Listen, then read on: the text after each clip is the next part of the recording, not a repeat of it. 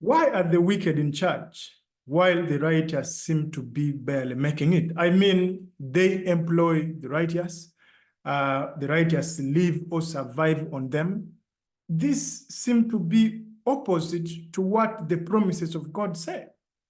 I come with this video to attempt to give an answer to this seemingly hard question that is rarely addressed in a lot of our circles as Christians. Yes, my answer is simple, that while the wicked have mastered building kingdoms, the righteous have spent their life building altars. Why is this an issue? Because I said this is a sad situation, because it is the root cause of what we are seeing what we are seeing happening today. I believe everything, if we want to understand this, we must go back to the beginning. And I fundamentally believe that the number one enemy of man is a misconception of who he is and who he thinks he is. I think our biggest problem, as Hosea 4:6 says, my people perish for lack of knowledge. Our number one problem as the righteous, in quotes, have been ignorance. This was the same strategy that the enemy used, I mean, the serpent used to deceive Eve in the Garden of Eden. He comes to Eve and says, did God say that you shall not eat of any tree? That's not what God said. And the ignorance of the woman, or her lack of knowledge, caused us issues. And this has been the same trick the enemy is using to enslave the righteous up to today. Let's remember that Jesus told us clearly that if we desire to be to live to our full potential, then we must know the truth. For it is that truth that we know that shall set us free. He did not promise to set us free. He said, you shall know the truth, and it is that truth you know that shall set you free. So there are some truths that we need to know, because if we do not know these truths, then we are going to remain bound in a lie. And this is what, again, Psalms 82, verse 5 says. I have my Bible here. It says something interesting. It says, they have neither knowledge nor understanding. They walk about in darkness, and all the foundations of the earth are shaken. Very powerful. They have no knowledge and they have no understanding. And this is why we as the righteous, our foundation, our world is shaking. It does not make sense for us if the earth belongs to the Lord and all its fullness, but then the rulers of the earth, the movers and shakers of the earth, the people who employ us, happen to be the wicked. It doesn't make sense. All right. And I want us to explore what caused this and how can we reverse it in our time, because that is my determination to be able to reverse this. May not be for everybody, but for those who will have the ears to hear. Let's get back to the beginning. And with beginning, why is this important? Why is the beginning is important? Because when I was growing up, I grew up in a church. I was a Catholic, born a Catholic. We were going to the church. Then at the age of 6, I got to know the Lord, meaning I accepted him as my Lord and personal Savior. And so I have spent my entire life in the church. But when I first encountered, and with my little energy and a lot of it, to try to understand why we existed, I was told that we exist to worship God. That's what I was taught. And what was this worship? This worship means you have to sing slow songs for God and all this. And so since I wasn't good in singing, I tried my best, and when in the bathroom, you're trying to sing and you're trying to be getting some time to sing. And for me, singing a very boring thing. So this is what they told me, that we existed to worship God. Today is a Sunday, and I know 99% of the righteous, wherever they have gone to hear the word right now, this is what they are told, and this is what they are being prepared for. But this is not what the Bible says is the reason why we were created. Now, I do not believe that there is any isolated doctrine in Scripture, so that now there's just something isolated about the beginning. Then after the beginning, now God lost compass. He lost direction. No, it's still the same God. Nothing has changed. So the very first thing God says about us, which clearly shows his reason, his intent, why we exist, is in Genesis 1:26 that we all know. It says, let us make man in our own image and our likeness, and let him not worship as I was told, not sing as I was told, not build some altar as I was told, but let him have dominion. Let him have dominion. So dominion becomes the reason and the intent, the original intent of the existence of man. What is therefore important for us is to therefore study and understand this word dominion. The word dominion simply means rulership. The word dominion means management. It means someone who is in charge. And it goes ahead to tell us what we're supposed to have dominion over: the fish of the sea, the birds of the air, all the crippling things. So ideally, we are supposed to have dominion over the earth. That is our main target. That is why we exist. That is why me and you exist. And that's why we are here on earth, to have rulership. That is why God created you. Now, it is that word dominion where we also get the word kingdom. In fact, the word kingdom is the two words, king and dom. That dom means dominion, king, dominion. So, in other words, we can say we exist on earth to be able to have kingdom, rulership.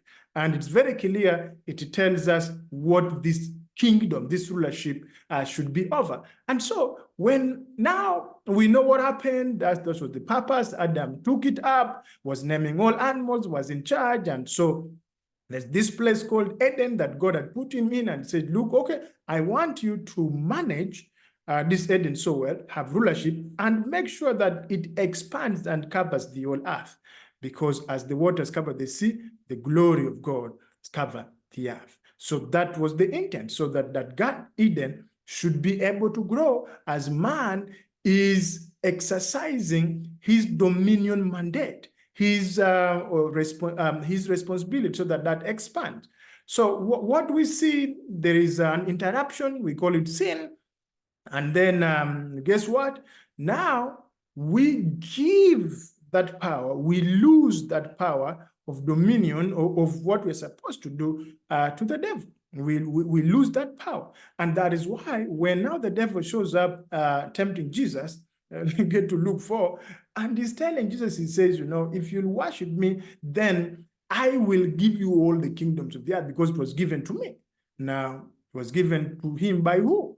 Was given to him by God. God has never given him that. Then secondly, Satan is, or what is, a spiritual being. A spiritual being doesn't have legal authority here on the earth. This earth is a physical place. It is for people. It is for creation. It is for creatures with physical substance. So it must be that it is Adam that gave Satan this power, that now Satan is all about moving up. And he said something, he says he gives it to whom he desires. And that is why Satan's strategy, I want you to know that if he gives it to whom he may desire, does not mean that now he doesn't allow us, the righteous, to have that power. But he is keeping us, the righteous, through ignorance. Satan's greatest tool that is using over us is ignorance. 100%. So he is ruling us with ignorance. His tool is not just to keep us black, to keep us dark, to keep us in ignorance. So what am I trying to say? What I'm saying is this, that our mandate was for dominion. Dominion means kingdom. And so we see after the fall, the very first act of Eve, of one of Adam's son, this guy who killed the brother Cain. That Cain, wicked as he was, now he steps out to build a city.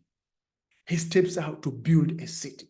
Think about that. Now, I want you to know that these cities are not just cities in terms of like the city you live in, but the cities were owned by individuals. Cities were towns that were that had gates, had fences and gates.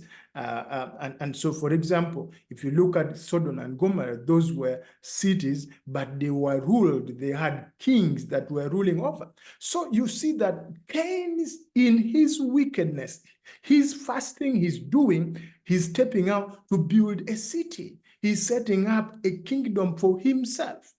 Now, I want you to know that the purpose, his intent of doing is totally wrong, because then that is where the issue is. The intention became wrong. Instead of for glorifying and managing the earth, now it is for controlling others and all this. But I want you to understand that wicked as this man was, he's stepping out to still do the thing that he was created to do. He's still, and because I think he's wicked, the enemy is allowing him to do this, is supporting him to do this. He's stepping out and is building a city, he's building a kingdom. We see that later on, one of his grandchildren, Lamech, steps out and is doing the same, again, building a city. They were stepping out to build kingdoms, to build cities. Now, why am I making this point? Because I want you to think about, and this is something very powerful. I want you to think about the children of this man Cain, as now he's building these cities, he's stepping out to build this kingdom. What was the conversation in the house? What was being talked about? What was the discussion that was happening in his home? I think the discussion and the skills that they were learning and that was setting up his children to learn were skills to construct. There were discussions about materials and how to do this and how to do this and how to do this. Now, meanwhile, while that's happening, the righteous are beginning to attempt to cover the void by them offering sacrifices. Now, that's what's known of Abel, was offering sacrifices, trying to begin to appease, which in itself would not be bad. But see, this was not the reason why we existed. We did not exist to appease God. It was not that God was annoyed in heaven. Now he sent us on earth down and said, go down and begin to appease me for the rest of your life. No, something went wrong. Yes, but we must understand that that does not cancel the original intention. The original intention is still to build kingdoms, is still to be able to dominate the earth. And so we see that now, right from there, Cain is beginning to set up a foundation that's allowing the wicked, we see later on Lamech doing the same, the wicked to build kingdom. And now the righteous are beginning to spend time preoccupying themselves with appeasing God and forgetting the real purpose. Now, the wicked are taking it to the next step. They are doing the thing, but they're doing it with a wrong intention. The motive is wrong, and that's why we see them. Now, because I wanted to know that as a man thinks in his heart, Proverbs 23:7 says, as a man thinks in his heart, so is the man. What you preoccupy your mind with is what you become. So the wicked are now preoccupying their mind with building kingdoms. They are now learning strategies. They are now having conversations in their home. They are now preparing their children to build kingdom, being influenced, being pushed by wicked motive. But as the righteous, now the conversation is about what? Appeasing God. The conversation is about we now think we exist to worship. We now think we exist to, which these things are not bad in themselves, but they are not the reason for our existence. And so, because these are the seeds that we are planting, these are the seeds that we are going to harvest. So at the end of the day, the righteous are harvesting what? We are harvesting, yes, relationship with God, which is not a big deal, but then we are failing on our original mandate. We are now failing to be able to have dominion over the earth. It's like we are given an assignment. You leave your maid at home and say, oh, please, I will be coming back in the evening. Could you please, I'll come back with my friends, prepare for me some meals. So you leave money to buy fresh fish and rice and let things be cooked. And guess what? As you leave, the maid says, oh, but I noticed the compound is dirty. I noticed the compound that so, and let me now spend my time cleaning the compound. So the maid spends the whole day working on cleaning the compound. When you come back in the evening, you say, hey, where is the food? So I'm here with the visitors. And guess what? Now, there's no food, but says, but you know, I was busy. I've been busy the whole day, and I was doing a good thing anyway. You see, it's a good thing, but that's not what I told you to do. That's not what I told you to do. That's not what I told you to do. So we were sent here to have dominion. We were sent here to build kingdoms, to build nations, to be able to rule this earth. Now, at the end of the day, what we have been sent, the assignment we've been sent to do, we have relegated it to the wicked, who are now doing it, and they are now prospering in doing it with all the evil intention. And this is why there's wickedness on earth. Because how the earth functions does not function the way we, the righteous, are approaching it. And that's why we are the mercy of the wicked. And that's why the kingdom cannot grow. Why? Because the people who have influence, the people who know how things are done, happen to be the wicked. So we need to wake up, guys. We need to wake up to our assignment. We need to wake up to make the fasting the first thing. The fasting is about establishing the kingdom of God on earth, that building the kingdom. That is why we exist. Then the other things can follow after. The original purpose, the original intention why you exist on earth is not to set up a church. In fact, as a matter of fact, the church itself is a tool that Jesus set up to help bring the kingdom on earth. The church is now supposed to be the tool that teaches us, the righteous, how to go and have dominion over the earth, how to go and build kingdoms. But guess what?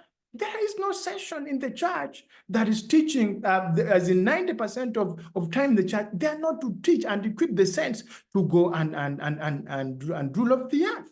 And keep teaching them with skills, business skills, innovation skills, because the earth is a physical place. It has rules. There's a way the game is played. We must be able to teach and equip ourselves with those games. But unfortunately, it's not what we are doing. And this is why the likes of Bill Gates, the Jeff Bezos of the world, the Richard Bransons of the world, they're the ones ruling the world. I guess where you listening to me, you work, your place of work, your boss, but that does not know the Lord.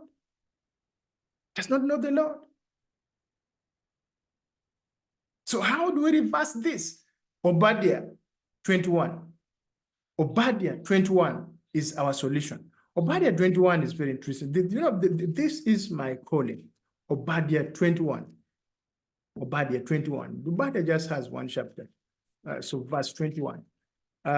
So Obadiah 21 says something very interesting. It says, saviors shall go up to Mount Zion to rule Mount Esau, and the kingdom shall be the Lord's. Saviors shall now rise out of Mount Zion. Mount Zion is now going to be a place that Mount Zion must turn. Mount Zion is a church. It must now turn to be a place of raising saviors, of raising kingdom builders, of raising people who are going to establish cities, who are going to establish farms, who are going to establish factories, who are going to establish their place. Out of Mount Zion will now raise up saviors, and these saviors will now go to Mount Esau. Mount Esau means the world, to rule over the world, to rule over the world. It is when that model is taken up, that is when the kingdom shall be the Lord's. The kingdom of the world now shall be the Lord's. When now we from Mount Zion rise up as saviors, we begin to train saviors, we begin to train people that are sent to the world to be able to rule over the world, to be able to set up kingdom, because you rule over the world when you're dominating in your area. When you're dominating, so it means you must be able to discover your purpose, first you discover who you are, and know that you're created in the image of God.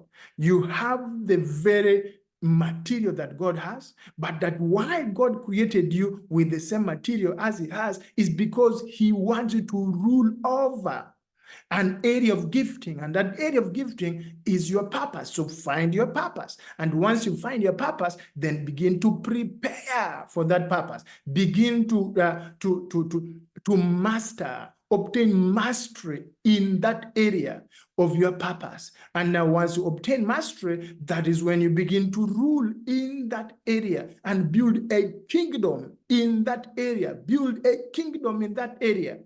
Build a kingdom in that area. Rule the earth over that you within that area.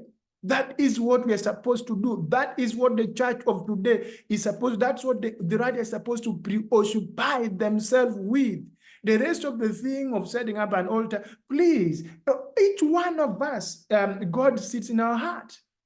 He does not need a physical building. He does not need, God did not set up some organization, not leave saying, please set up an organization with Pope as the leader. That's not the plan of God. The plan of God is to take over the earth while ruling our hearts. He doesn't want any physical building. He wants your heart, and your heart, as now you go out and be able to establish what? A kingdom, rule in your place. And as you rule in your place in the world, that is how you make that place to belong to God. And that's what Obadiah says. And the kingdom shall be the Lord's. That's how now the mountains of influence become the Lord's.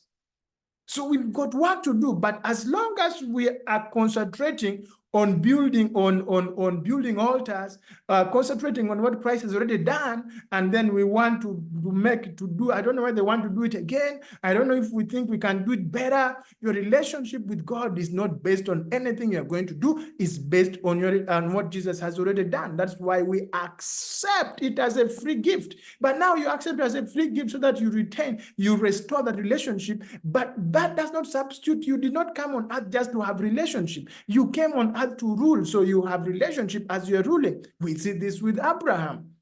Abraham was rich in gold. Abraham was rich in cattle. Abraham was rich in silver. Abraham was a friend of God. Abraham was dominating as being a friend of God. His son Isaac dominated as a friend of God. If that is our inheritance, if Abraham is our grandfather, why are we not dominating? Because we've not been built. Our concentration, our conversations in our home is not about building kingdoms. We are not talking about building cities. We are not stepping out to be able, we are talking about building altars. And most of the time, altars with human hands. Our concentration is, we have some building where people go to.